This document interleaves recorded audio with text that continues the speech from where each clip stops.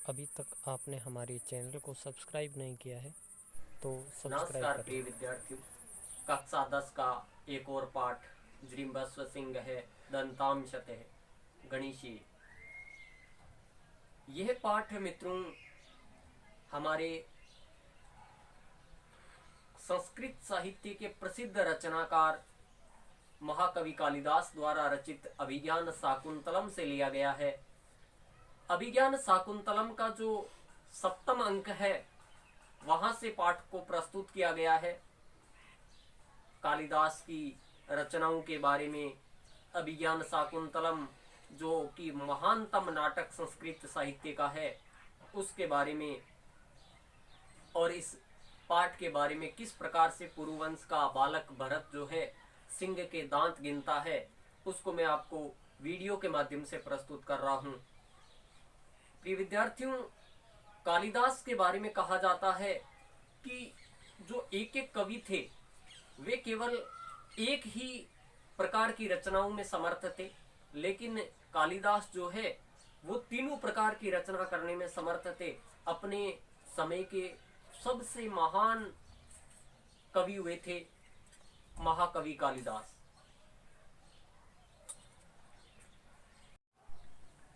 प्रिय विद्यार्थियों, आज हम चतुर्थ पाठ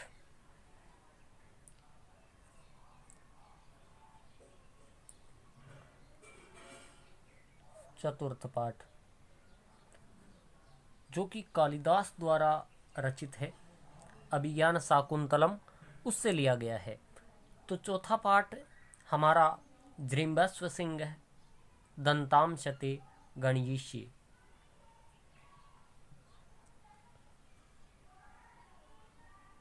जृंबस्व सिंह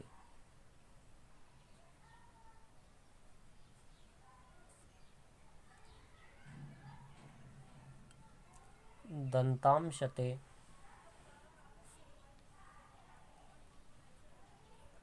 गणयिष्ये, अर्थात हे सिंह अपना मुंह खोलो, मैं तुम्हारे दांत गिनूंगा। इतना निडर बालक था सर्वदमन अर्थात भरत, जो कि शकुंतला और दुष्यंत का पुत्र था। प्रिय विद्यार्थियों, जृंबस्व सिंह है पाठ जो है ये महाकवि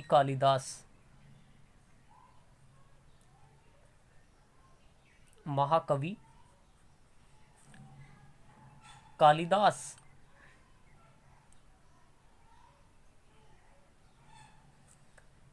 द्वारा रचित अभिज्ञान शाकुंतलम से लिया गया है। अभिज्ञान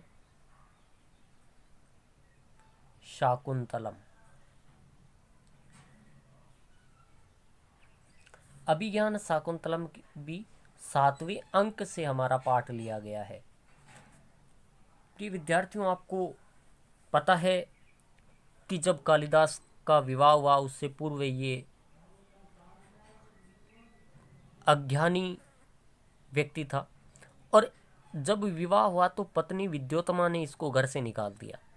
घर से निकालने के बाद कालिदास जाकर माँ काली की आराधना करने लगा और आराधना करने से कालिदास को ज्ञान प्राप्त हुआ कि पिनाक पाणिन पतिम आप तुम तव्या तपह कृत दासो अस्मि, और काली की तपस्या करने से इसका नाम कालिदास पड़ा। अब बात करें हम अभिज्ञान शाकुंतलम की, तो ये एक नाटक है। अभिज्ञान शाकुंतलम कालिदास द्वारा रचित एक नाटक है और अभिज्ञान शाकुंतलम कालिदास की सर्वश्रेष्ठ रचना थी, इसलिए कहा गया काव्यम नाटकम रम्यम तत्र रम्या शकुंतला तत्रापि चतुर्थो अंक तत्र सलोक चतुष्टयम। अर्थात काव्य जो है उन काव्यों में सबसे प्रसिद्ध है नाटक, और नाटक में भी सबसे प्रसिद्ध है अभिज्ञान शाकुंतलम। अभिज्ञान शाकुंतलम का भी चौथा अंक और चौथे अंक का चौथा श्लोक बहुत ही प्रसिद्ध था। चौथा श्लोक अभी भी प्रसिद्ध है। चौथा श्लोक इस प्रकार से है, आगे बताऊंगा। जब कणव ऋषि वापस आते हैं और शकुंतला को विदा करते हैं तो उस समय का है चौथा श्लोक कि आज हम बात करते हैं कि ये अभिज्ञान शाकुंतलम है, इसकी भूमिका क्या थी। कुछ अब नाम आ गया अभिज्ञान शाकुंतलम का, तो इसके बारे में बता देता हूँ कि अभिज्ञान शाकुंतलम में हस्तिनापुर का राजा दुष्यंत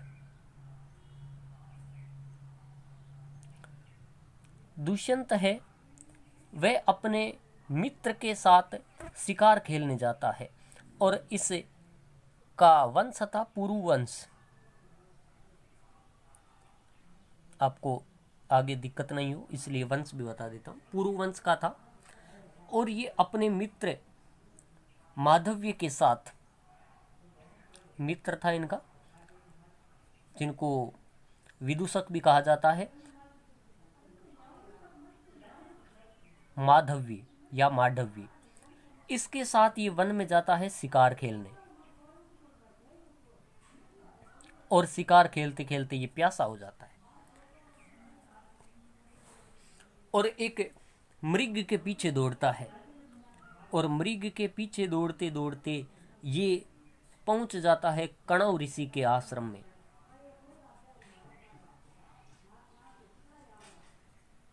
कणव ऋषि के आश्रम,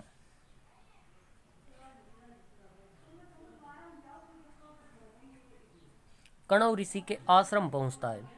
वहां पर एक सुंदर कन्या थी, शकुंतला। शकुंतला उस समय पौधों को पानी दे रही थी और उस शकुंतला को पौधों को पानी देते हुए देखा था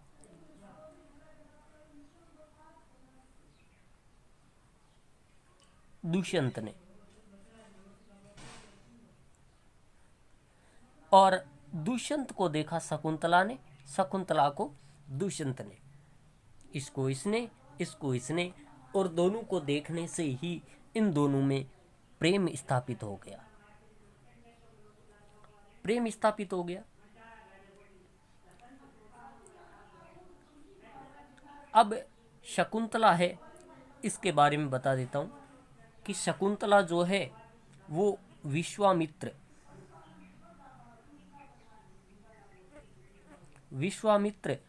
और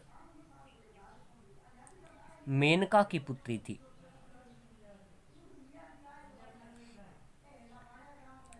दुष्यंत जो है हस्तिनापुर का राजा था।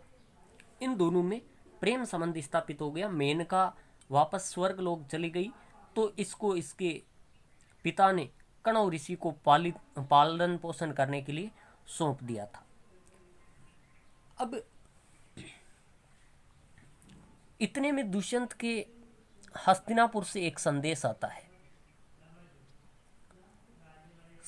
आता है और हस्तिनापुर इसको वापस बुलाया जाता है। लेकिन दुष्यंत अपने संदेश पर अपने मित्र को वापस भेज देता है और खुद यहीं पर रुक जाता है। और इन दोनों का जो प्रेम था वो आगे बढ़कर विवाह का रूप ले लेता है और इन दोनों में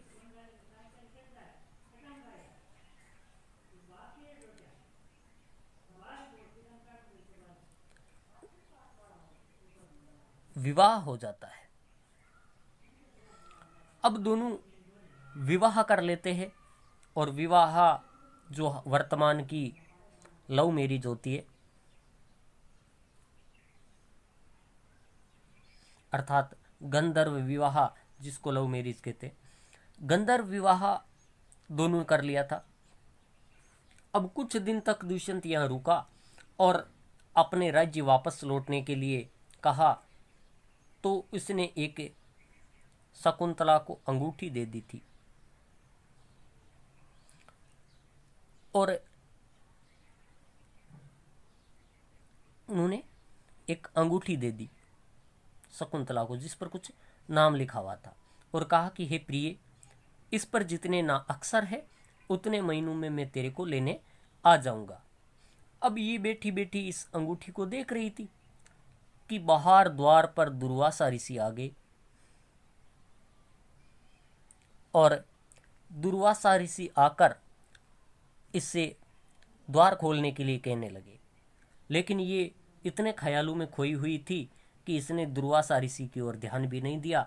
तो दुर्वासा ऋषि ने इसको शाप दे दिया और कहा कि मूर्ख, जिसको याद करके तूने मेरा तिरस्कार किया है वो तुझे भूल जाएगा। जिसको तू याद कर रही है वह तुझे भूल जाएगा। तब इसकी सखी अनुसुईया आई और कहा कि ऋषिवर, आपने ये श्राप जो है वो बहुत ही भारी दे दिया है और आपको पता नहीं कि मेरी सखी जो है वो रह नहीं पाएगी। तो उसने कहा, भाई ये अंगूठी वापस दिखाओगी? तो उसकी कोई दिया हुआ चिन्ह को कहते हैं अभिज्ञान, निशानी, कि निशानी जब दिखाओगी तो वापस उसको याद आ जाएगी। ऐसा कर कर दुर्वासा ऋषि चले गए। उस समय जो कणव ऋषि थे, ये कणव ऋषि चले गए हुए थे सोम तीर्थ पर। वहां से कणव ऋषि वापस आ रहे थे तो एक आकाशवाणी हुई कि अवे ही तन्या राजन अग्निगर्भम समीमी वह। अवे ही तन्या राजन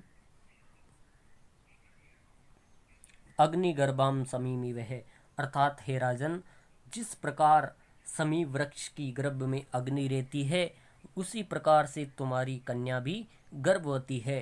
तो ऐसा सुनकर कणव ऋषि आए अपने आश्रम में। आकर इनको पूछा कि इसका पति कौन है। तो दुष्यंत तो भूल चुका था। दुष्यंत के पास भेजने के लिए कणव ऋषि ने इसकी सेविकाओं को साथ में लेकर एक रथ पर बिठाकर इसको रवाना किया।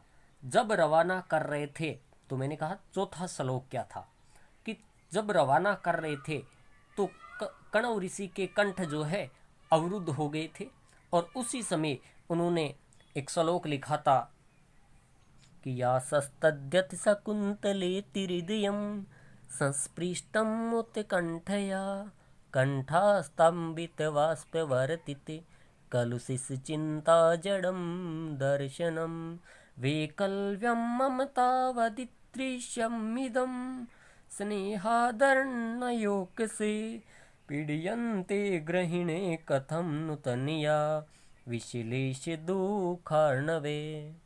अर्थात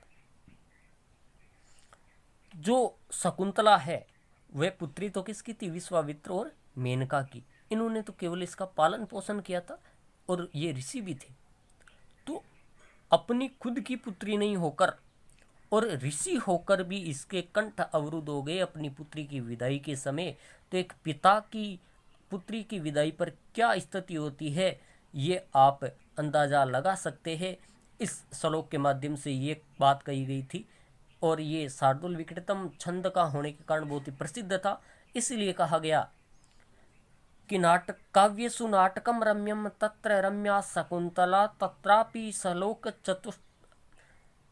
चतुष्टयम, अर्थात तत्रापि चतुर्थो अंक तत्र श्लोक चतुष्टयम, कि उसका भी चौथे अंक का चौथा श्लोक जो है वो बहुत प्रसिद्ध है। लेकिन इसका श्राप था और कुछ दूर जाने के बाद जब इसको विदा कर दिया तो शकुंतला एक सची नामक तीर्थ था उस पर पानी पीने के लिए रुकी तो नदी में उसकी अंगूठी गिर गई पानी पीते समय और उस अंगूठी को एक मछली ने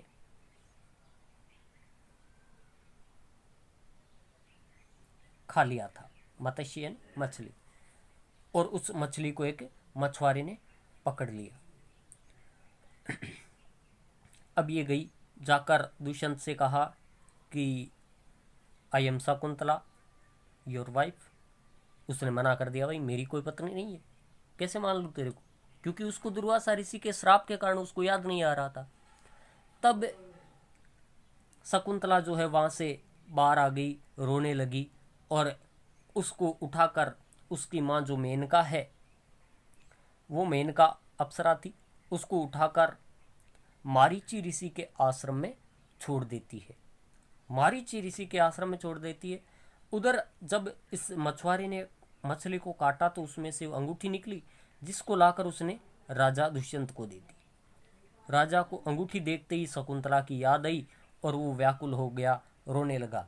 इसी समय इंद्र का सारथी आता है मातली, और वो आकर कहता है कि आपको इंद्र ने बुलाया है, देवताओं और असुरों के बीच युद्ध हो रहा है लड़ने के लिए।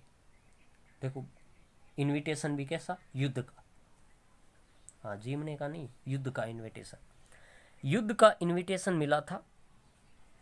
और ये इंद्र की रथ पर राजा देवासुर संग्राम के लिए चला गया और वापस आते समय इसका अपने पुत्र के साथ मिलन होता है, शकुंतला का मिलन होता है और वापस हस्तिनापुर आ जाते हैं। उसकी कथा आगे इस पाठ में की गई है, जिसका हम अध्ययन विस्तार से आगे करेंगे।